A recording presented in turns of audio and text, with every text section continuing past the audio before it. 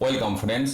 বাংলা শিক্ষা ওয়েবসাইটের বিভিন্ন ধরনের কর্মপদ্ধতি নিয়ে এর আগে আমি বেশ কটা ভিডিও আপলোড করেছি এবং সেই সমস্ত ভিডিওর লিঙ্ক এই ভিডিও ডেসক্রিপশানে দেওয়া আছে। আপনাদেরকে বলবো আপনারা একটু কাইন্ডলি যারা আগে দেখেননি ভিডিওগুলো একটু দেখে নেবেন, কারণ সমস্ত ভিডিওগুলো পরপর দেখলে কিন্তু টোটাল বিষয়টা পরিষ্কার হবে।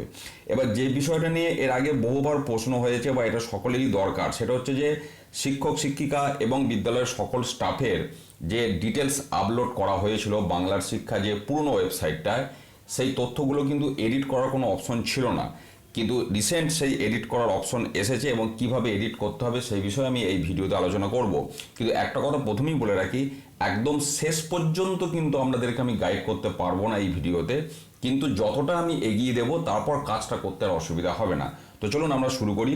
প্রথমেই আমরা ওয়েবসাইটটা অ্যাকচুয়ালি বাংলা শিক্ষার যে নতুন ওয়েবসাইট সেটা কিন্তু নয়, সেই ওয়েবসাইটে গিয়ে কিন্তু এডিট করার সুযোগ আসছে না।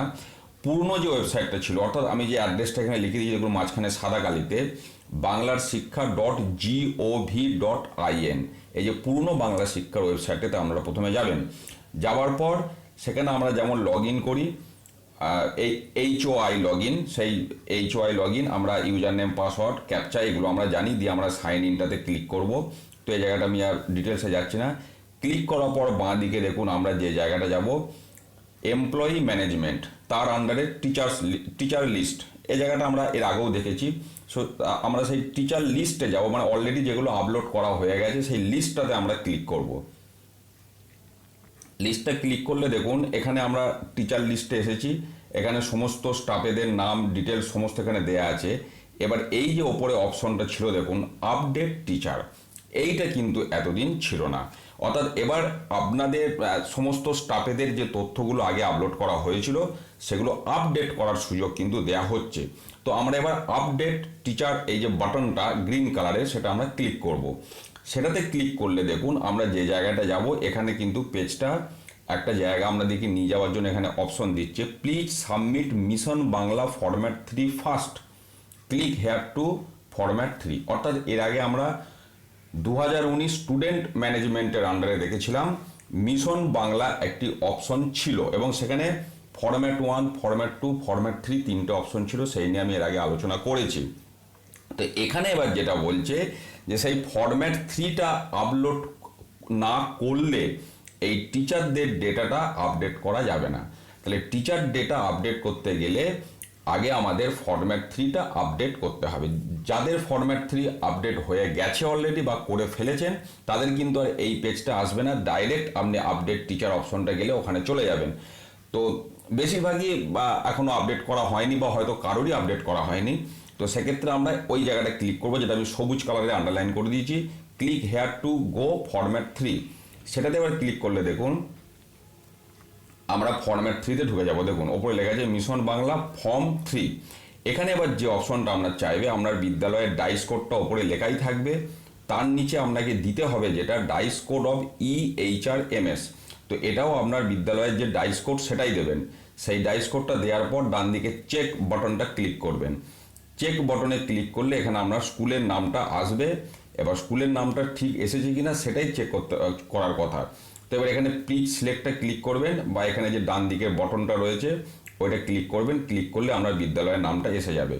বিদ্যালয়ের নামটা এসে গেলে সেই বিদ্যালয়ের নামটা এবার এখানে সিলেক্ট করবেন।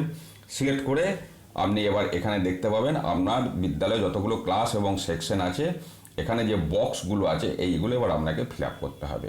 এবার এখানে যে জায়গাটা রয়েছে দেখুন ওপরে টোটাল নাম্বার অফ স্টুডেন্ট, আপনার প্রত্যেক সেকশন ধরে কতজন, total approved data, total data corrected, total data deleted, total data added, total photograph uploaded.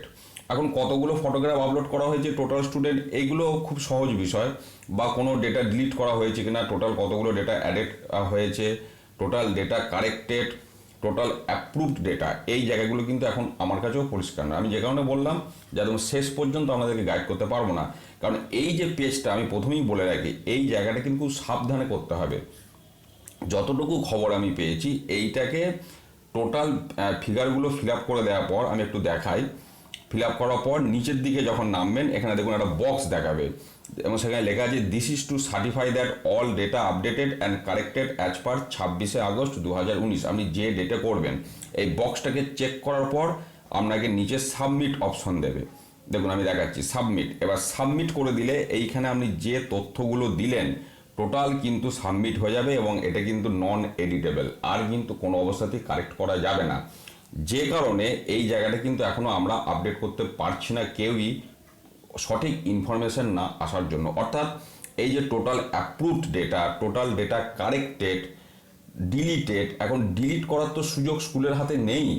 কোনো স্টুডেন্টের ভুল যদি আপলোড হয়ে যায়, ভুল হলে এডিট করার অপশন আছে, কিন্তু ট্রান্সফার নিয়েছে ডিলিটেড বিষয়টা, তো সেটা তো অপশন নেই।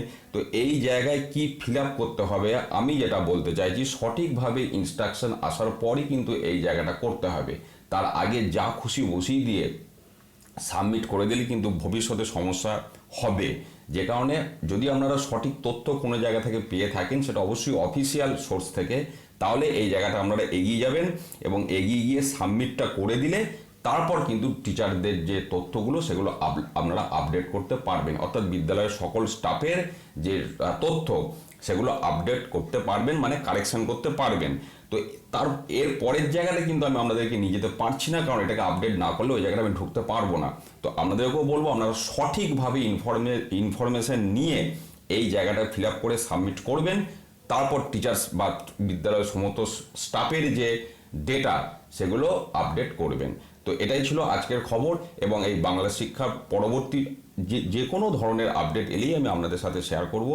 আপনারাও অবশ্যই চ্যানেলটি সাবস্ক্রাইব করে রাখুন এই ধরনের সুন্দর সুন্দর তথ্য পাওয়ার জন্য, এবং ভিডিওগুলি শেয়ার করুন যাতে এই ভিডিওগুলো যাদের কাছে কাজে লাগবে, তাদের কাছে যেন সহজেই পৌঁছে যায়। ভালো থাকুন, ধন্যবাদ।